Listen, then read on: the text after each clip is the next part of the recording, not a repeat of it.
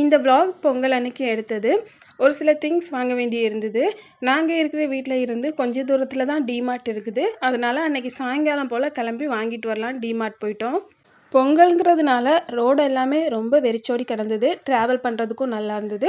டிமார்ட்லையுமே grocery செக்ஷனை தவிர மற்ற செக்ஷனில் அந்தளவுக்கு கூட்டம் இல்லை.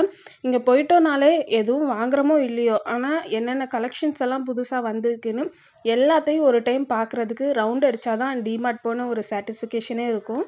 எப்போதுமே இங்கே போகும்போது இந்த அமௌண்ட்டுக்குள்ளே பர்ச்சேசிங்கை முடிக்கணும்னு நினப்போம். ஆனால் நம்ம பிளான் பண்ண அமௌண்ட்டை விட டபுள் மடங்காக தான் பில் வரும். இப்போ லாஸ்ட்டு 2 டைம்ஸாக நாங்களே கண்ட்ரோல் பண்ணிக்கிடுதோம். என்ன திங்ஸ் வாங்கணுமோ அதை மட்டும் வாங்கிட்டு வந்துடுறோம்.